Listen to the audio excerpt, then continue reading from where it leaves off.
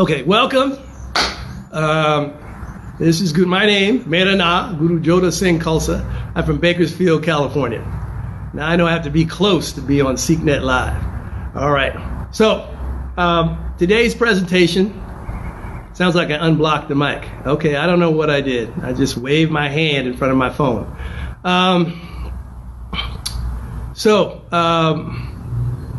Today's presentation is called The Way of the Spiritual Warrior, Simple Techniques, Concepts, Principles, and Ways to Neutralize Violence. As I said in the beginning, we as Sikhs have a privilege and a responsibility to carry that ability with us to neutralize violence. That's why we wear the kirpan as a representative or a representation that we will defend ourselves and others, their right to believe as they choose, our right to believe as we choose. And as I said, the kirpan is a representation. It's not a substitute. It doesn't mean you're all of a sudden knowledgeable about ways to tamp down aggression or violence. You have to get trained. So skip over some of that stuff and go right to my story. So I'm going to start my story again. I apologize for the sound difficulties. So this is from the time of Guru Hargobind. And as we know, Guru Hargobind was, I'm recapping the story right now. Guru Hargobind was the sixth Guru. His father, Guru Arjan, was martyred by the Mughal emperor. And before he died, he spoke and he said to Guru Hargobind, he said, look, it's not going to do any good for us to have this beautiful path of Sikh Dharma with all of this knowledge if we can't protect it, if we can't defend it. And so Guru Hargobind took that to heart, and he developed, obviously, the concept of the two swords, Miri and Priti. He brought the martial arts and the martial spirit into the Sikh Dharma and the way of life. Although I think Guru Nanak and the first five Gurus could handle themselves, I think Guru Hargobind brought the spirit as a part of the Dharmic way of life. And so my story stems from that principle and that ideal. So during the time of Guru Hargobind, a group of farmers came from a village, and they came to the Guru, and about 20 people, and they bowed to the Guru. He said, well, how may I serve you? Beautiful part of my community. What's on your mind? And they said, look, sir, we apologize. We hate to disturb you, but we live in an area not too far from here. We're a very beautiful community, but we have some neighbors who don't like us. And they expressed their displeasure with us by coming into our community and chasing away our animals, by terrorizing our children and our wives while we're out farming. They're burning our crops and overturning and disturbing our seeds and so forth. And it's untenable. And the Guru said, okay, let me investigate. Let me go out there and hear their side. So he went out to the neighboring village, and he said, well, I understand you have some neighbors. And before he could get a word in edgewise, one of the people from that village stepped forward and said, yeah, we don't like them. We don't like the way they dress. We don't like the way they look. We don't like the music they play. We don't like the food they eat. We don't like anything about them. And they're just not, we don't want them near us. So that's it. Okay, well, all right, I think I understand. And he went back. So he called the first group together. He said, look, I had a talk with the other village, and here's what I'm recommending. I have some beautiful land over here down by the river. Excuse me. And why don't you move all your people there? It's great land. There's plenty of water. It's very fertile. I think you'll be very happy there. But hopefully, and it's quite a distance away from that first community, hopefully things will work out. And they said, Guruji, you're so kind. Thank you so much. We really appreciate that. And of course, they went back and they moved everything over to the new area. Nothing happened for about 6 months. About 7 months after the whole first situation, those same first group came back to the Guru. And he saw them come in, and he started to say, well, how's everything? But he saw from their body language that, this doesn't look good. They were looking down, looking defeated. And he spoke to their leader. He said, well, what's the problem? Did you move? He said, yes, sir, we moved. And it worked out quite well. You're absolutely right. The land is beautiful. It's so fertile. The river, it's fantastic. We were very happy for about 6 months. And then that other group, the first book we talked about, they came all the way over I'm in my house, so you're hearing city noises. So they have come all the way over to where we are now, and they're doing the same things. They're chasing our animals away. They're turning over our baskets of seeds so we can't use them. They're burning our crops. They're scaring our children as they walk to the water well, our wives, and saying, not very nice things to them. And it's really a problem. And the Guru said, okay, all right. And he looked out into the group and he saw some young people, pretty strong, pretty capable. And he said, all right, you, and you. Picked out 5 of them. He said, you come and you work out, stay with us for 40 days. You'll be trained by my security. They picked a couple of young women and three or 4 young men. And he said, you stay. You can stay here. We'll feed you, we'll house you. But every day you're going to study with my security. And then you're going to go back to your village. And they said, Guruji, thank you so much. Oh, man, this is fantastic. Thank you. So they stayed. And they rose early in the morning. They studied. They did their meditation. They did their exercising. They worked out with the Guru security, learning all kinds of things. Empty hands, grappling, the weapons, gutka, that whole system. They learned many different things to help them when they went back to their village. And after 40 days, they left. So I think probably day number 42. All right, here come all of the 30 or 40 people from we call them the bad village, all the way over to the river to start their harassment efforts on the folks who were trying to live peacefully. They walk into the village, start pushing people aside, and the 5-6 people who have been trained, they come up with the rest of the village and say, stop, hold it. We don't really want any trouble. You know how bullies are. Well, you got trouble if you don't want it, okay? And then, no, before we get into a whole discussion, as it were, we just want to let you know we're here, we're peaceful, but we have been trained by the Guru, and we're not going to stand for you coming into our village and intimidating and bullying us. It's not going to happen. And so, of course, one of the folks from the quote-unquote bad village stepped forward and said, you know what? And he pushed one of the young men in his chest. He said, there's not a doggone thing. And he raised his hand up to hit the young man, but before he finished his sentence and before he could hit the young man he'd been working in the garden, took that gardening tool, bam, and hit him right on the top of his head.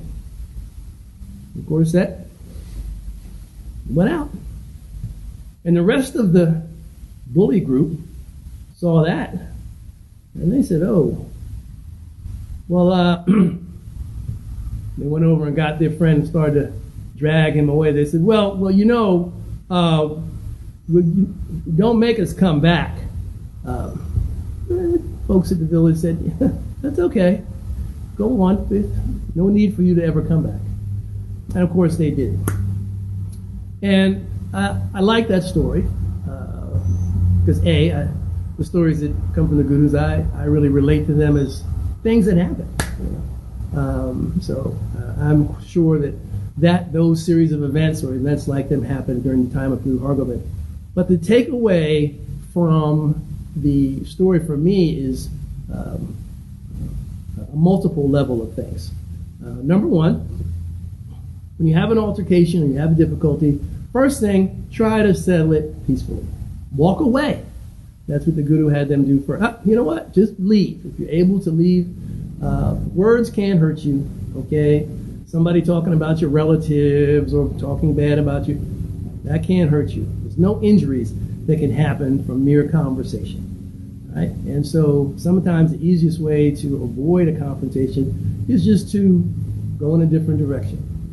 If you see or feel it coming, turn around and go the other way, if that's possible. Of course, sometimes it's not possible.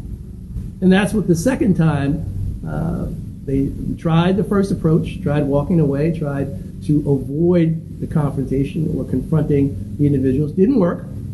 So then you have to step up and neutralize violence. Not engage in the same bullying behavior as other folks, but just enough to let people know this is it. There's not going to be any more physical violence in this space, and have the skill to do that. And that's where the training comes in. So those are some of the things that I draw from that story. And perhaps when the microphone was down, you didn't hear me say, but Gurujodha means the spirit of the warrior. When I got this name, I started to study the martial arts. That was in 1978. And I've been working and studying in the martial arts since that time. Probably at the end of our presentation, I'll share with you some of the attributes or qualifications that I have in the martial arts, but I don't think that's present or important at this juncture. What I want to do, based on the story that I just told, and hopefully I'll come close to the screen to talk, and then I'll step up further away to do some demonstrating, and then we'll kind of bounce back and forth. So if people are having trouble hearing, we can do it that way. Okay? Hopefully that works out. So again, first things first, if you're going to make an effort to neutralize violence on the physical plane, you have to be trained. It's best to be trained in every way, both in how to neutralize violence through your speech, okay, as well as your projection, and then through your physical interaction. And that's why we meditate, so that we're peaceful. You know, the first opponent you have to overcome is yourself, right? If you're angry or you're out of control, then your environment is out of control. There can't be peace in your environment. So how can you bring peace to an environment when your internal environment is not peaceful? So the first step is to be peaceful yourself. So meditation, whether you're doing breath meditation, whether you're doing kirtan practice and meditating on Nam Simran, they're all different forms of meditation out there that allow you to bring yourself to a level of peace and centered composure. That's the first step. You got to deal with yourself. If you're under control, everything's under control. If you're out of control, everything is out of control. Okay? All right. Let me go back and get a few things and talk.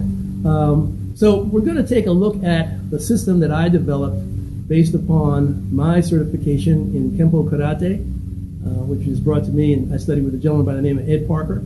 And I hold a 7th degree black belt in that system. The Filipino martial arts, from my instructor Dan Inosanto and Joe Jackson. And then just a little bit of Gatka that I picked up from all of my young MPA brothers and sisters when I have gone over there for the last 25 years, as well as children's camp. And then we throw into that a little Aikido and Jiu-Jitsu for some of the other more interactive or grappling type of things that we might do. So it's a nice system, and I'm sharing it with you, and I do share it in some formats I'll talk about at the end. Okay, so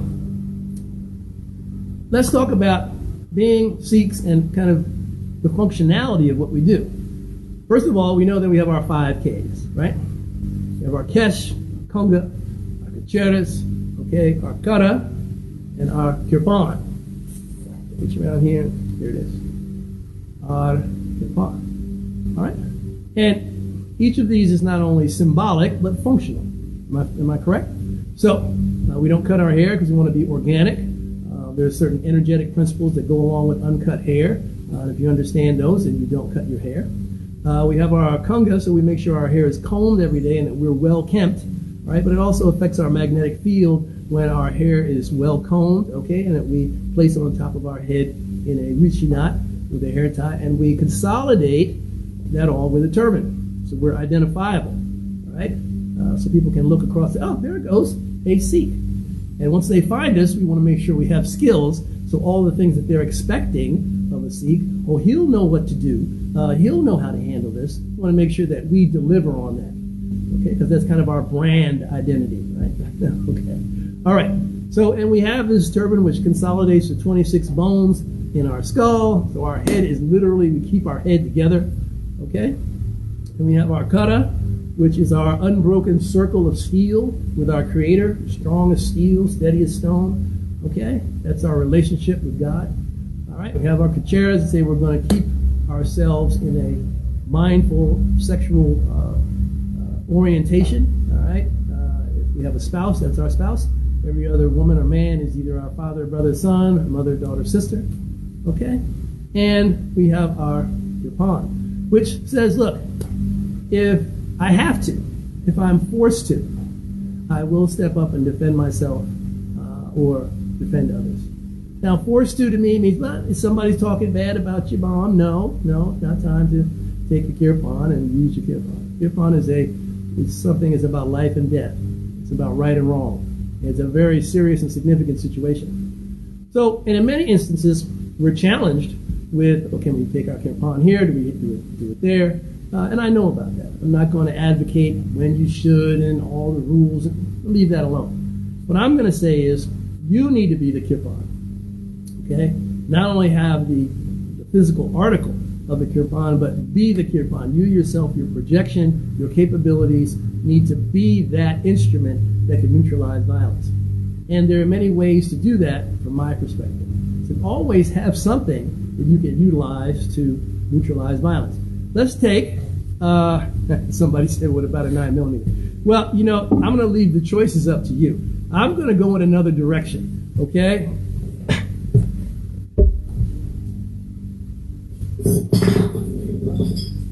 Knock over a water bottle.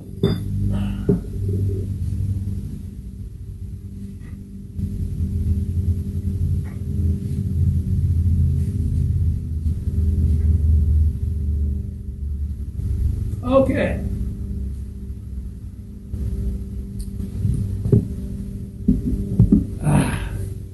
Now let's look at some things that might help us in a difficult situation. Now, what's that? An umbrella? Yes. Well, it might rain. Right? Well, no, but also a folded umbrella, we're going to see if we have certain capabilities and attributes, we could use the umbrella. Okay, so everybody have an umbrella at home, maybe like this? Think about it. That could be your tool. But this, what are you going to do? Write him a note, Mr. Khalsa, please leave us alone? No, we're going to take a look at how to use what my grandmother used to call an ink pen. All right, think about how to use that as a methodology for self-defense. All right, perhaps you've seen the movie The Bourne Identity. I'm not going to do a spoiler alert on you, but there are some things in there based upon, again, knowledge that you develop about the angles and methodologies that can allow you to use a pen as a very effective mechanism for violence neutralization. If you're at home, look at the tool chest, screwdriver. Okay? Again, same thing, as we say. All right? Now here's another one. Wait a minute. Time out, Mr. Khalsa. That's a house turban. Well, it is. Or it's a hazuri, or it's a dupatta. And I teach a course called Functional Fashion, and some of you out there may have taken it as I travel around the world. We're going to talk about how we might use our fashion element as a methodology for violence neutralization. Okay? Now, and you don't have to have a license or a permit to carry a house turban or wear a hazuri. Okay? All right. And then the one that I'm teaching principally, the walking cane. Okay? So this is something, I can go anywhere with this. All right? If I'm going into the movie theater, nobody's going to jump up and say, excuse me, officer, there's a man over there with a gray beard, and he looks like he's about 65 years old, and he has a cane. Okay? Nobody's going to get upset about that. If I'm standing on the street corner, people are not going to walk up to me and go, ooh, I'm not going to stand close to him, except for social distancing now, because I have a cane. Everybody with me? All right, so this is practical, take it anywhere, goes anywhere, and it is very effective from my standpoint in terms of violence neutralization. In every culture that has a sword art, whether it's fencing, gutka, saber, samurai, has a stick art that precedes the sword art. So obviously, if you're a beginner and you start practicing with the live blade, a lot of people are going to come up missing arms and hands and fingers and legs. So you start with the stick and you move to the sword. So all the principles and concepts that are available in a sword art come with a stick. Okay? All right. And the last one is this thing we call the pocket stick, okay? Which, again, takes us back to the pen, to the screwdriver, and we train with the pocket stick to allow us to understand how to use simple things in our environment to neutralize the violence in our environment. So, again, I'm going to back up a little bit, come close to the screen when I want to speak, and then I'll step back to demonstrate a few things, and hopefully we'll make some progress. Okay, so stand by.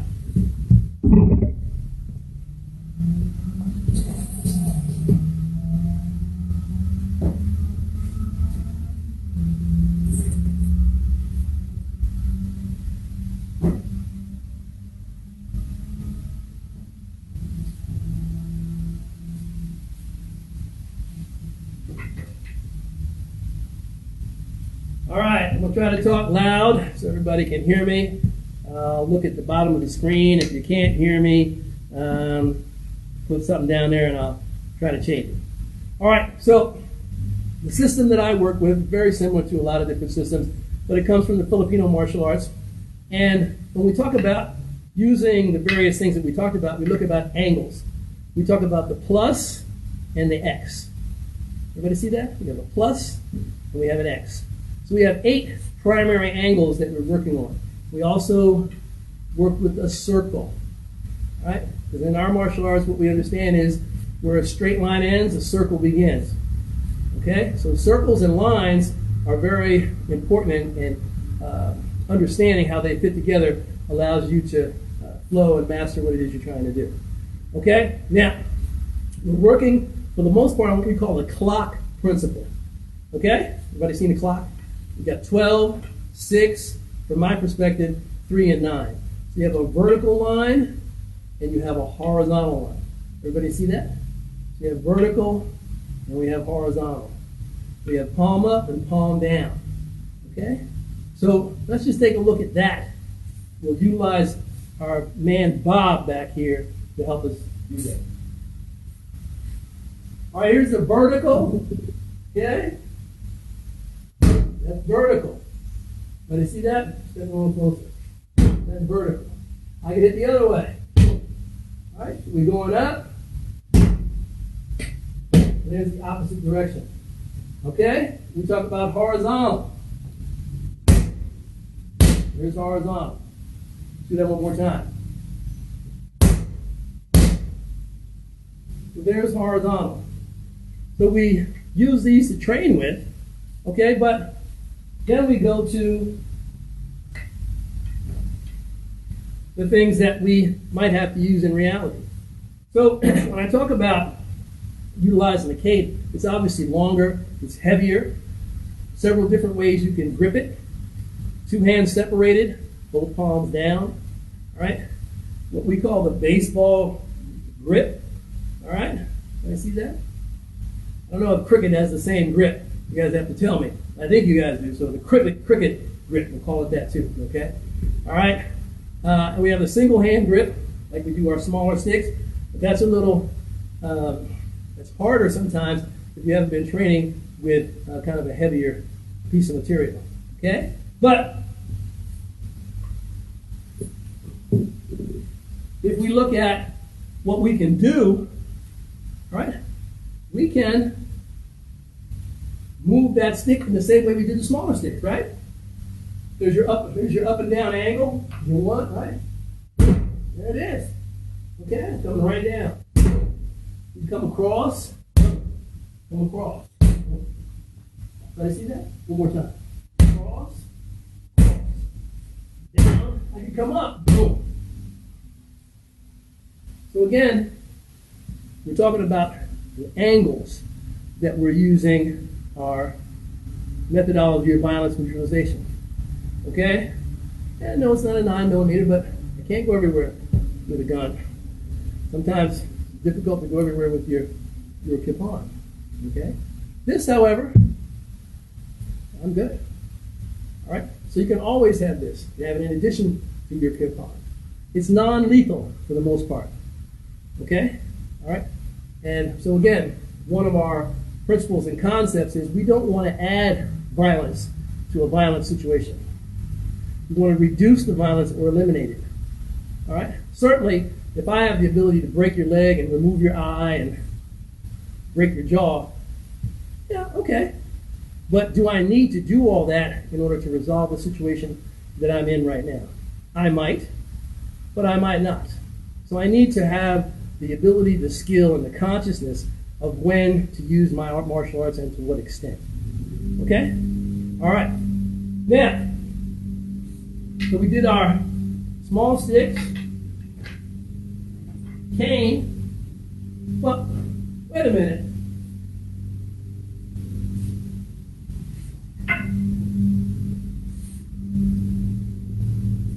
Who likes to read? I like it. You know, I do a lot of reading, a lot of times on my Kindle or my cell phone, but sometimes I just like a good magazine. Okay? You'll say, what is he doing now? All right? So, what about, this is all you have? Sometimes you got to use it. All right? There it is. There's my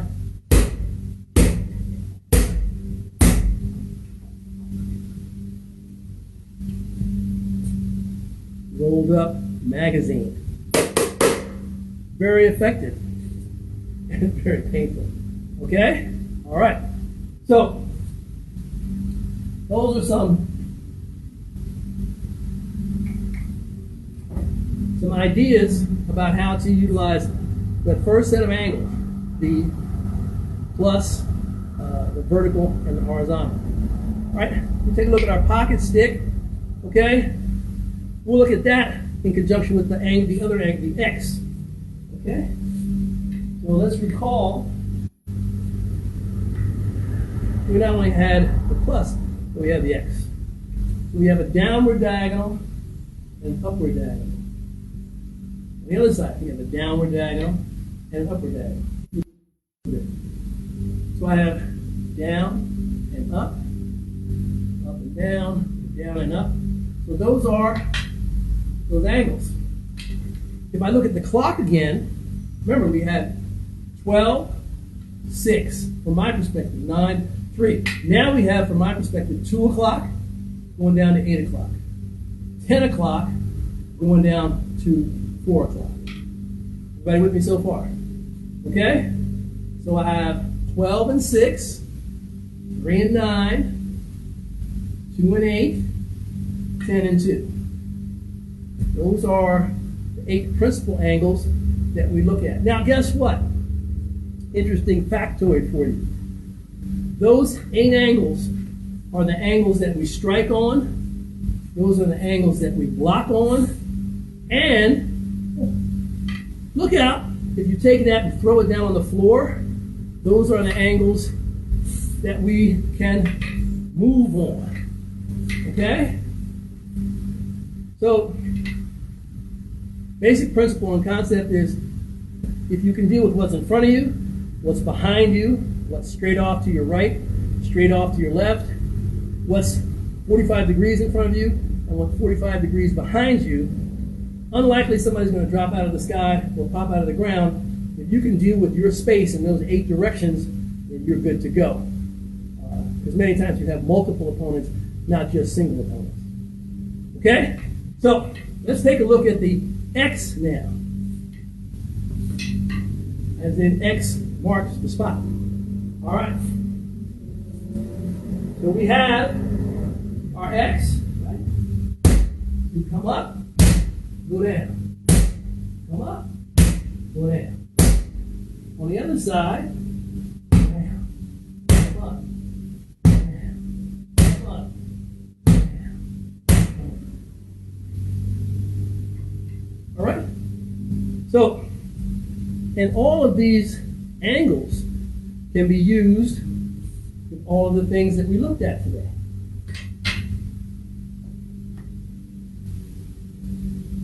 I knew somebody was going to ask, how's that going to work with a house turn, Mr. Khalsa? Okay, so I got to wave at my neighbors for a second. Okay, so what I teach as far as functional fashion, you got on your functional fashion. Trouble coming. I loop it. It's my ready position. From this position, we can engage in joint locks, chokes, takedowns. It's a whole body of knowledge that comes with the use of this simple piece of cloth. And it comes from Filipino art called the Sarong, which is they wear kind of a connected piece of cloth that they can take off and utilize. We have an unconnected piece. You saw me with the hazuri on earlier. Ladies wear a dupatta. Okay? You can do everything I'm about to demonstrate with those two things. But once I have it here, if I want to strike with it, now I have a good implement for striking. All right. So let's look at the first strike. Let's look at that downward. All right. One more. What about the horizontal? Let's look at that again. Oh, that works pretty good. What about the diagonal? All right. So, life and death, you use what you have. All right? Make use of what you have. Now, I usually ask my students, what's the most sensitive part on the human body? Okay? If you wanted to attack something, what would you attack? A lot of people say the groin, a lot of different targets. From my perspective, it's the eyes. All right? As soon as anything comes in close proximity to your eyes, you move them away. As soon as you get poked in the eye, everything else stops working. Okay? All right? You get stuck in the eye playing basketball, okay, hold the time out. All right? You can't function. The pain, you can't see. So, this is what we're doing with the piece of material. We're not attacking the knee with it like this. No.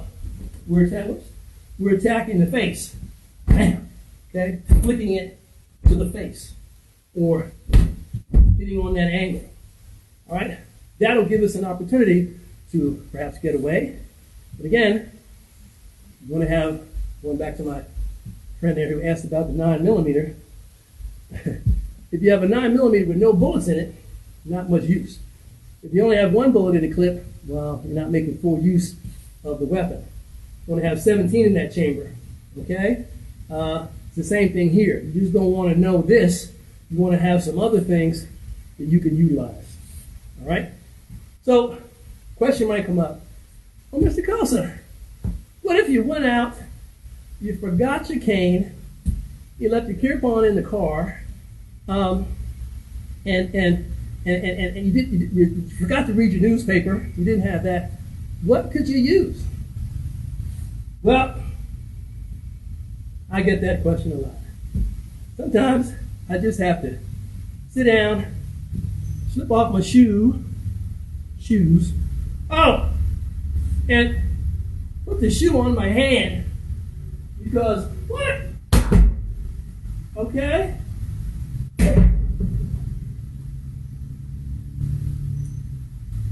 Sometimes if the shoe fits, wear it. If the shoe works, use it. This can be particularly helpful if you're facing an edge weapon and you don't have an edge weapon. Reach down, get that shoe, all right, so you can parry and deal with that edge weapon without getting yourself cut. Is it a challenge? Absolutely. First option, I would say, keep your shoes on and run. That's the first option. But if you don't have that option, you might have to slip one of your shoes off and use it. Now,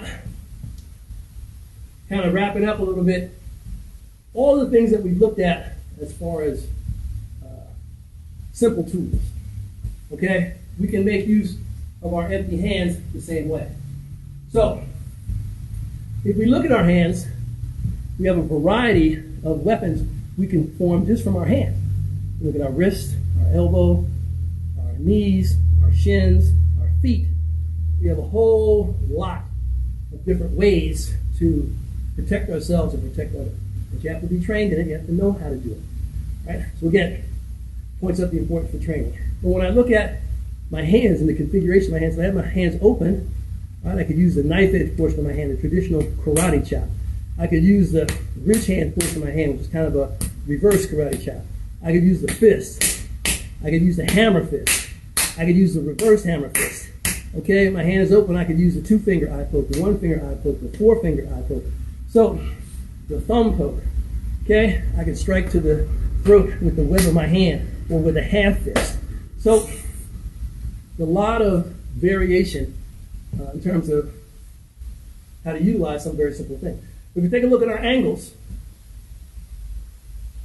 okay, I could hit on a downward diagonal. Okay, that's my hammer fist. Okay, I could come across with a back knuckle. Okay, or I could come across to the body with this is that horizontal strike. Okay, so some ideas. All right, just some ideas.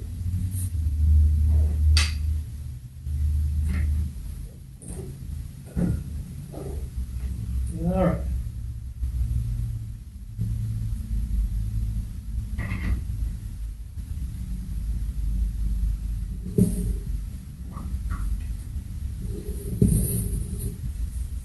So,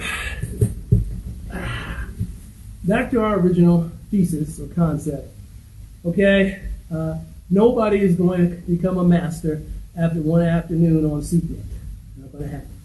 All right, but what I want to encourage you is, if there is martial arts in your geographic jurisdiction, study it. This is a part of our identity. All right, is the technology and the ability to neutralize violence. See the turban when they understand the history of Guru Gobind Singh and Guru Hargobind and Guru Tegh Bahadur and Baba Deep Singh and Mai Bhago. They say, wow, these folks, they're peaceful, but they know how to bring peace too.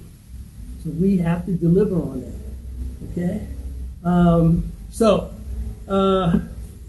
You got your umbrella, you got your ink pen. Take your ink pen now and write down some things. If you like what I'm teaching, you can hit me up look for me on Facebook. We can become friends.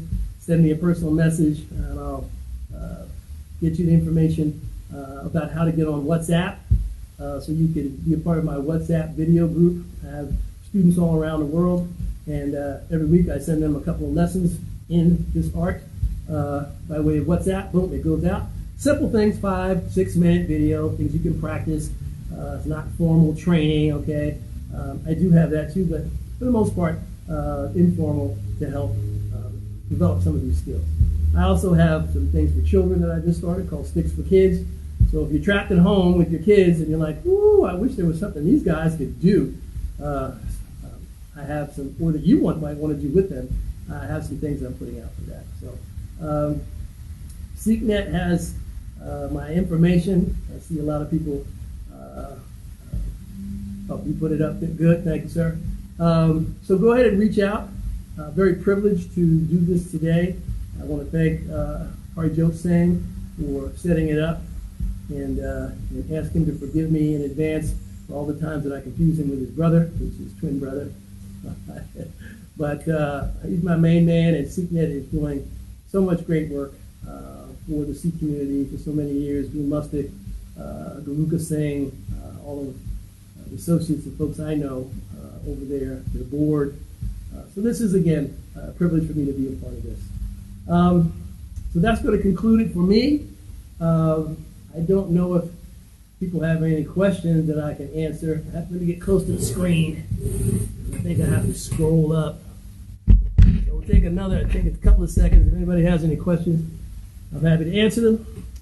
Otherwise, I will let you get on with your day. Hold on, let's see. Nope, that's just for me. Okay, well, muchas gracias. Thank you, de nada, to everybody. And be safe out there. And the Guru is around us all the time, so we're good. Okay?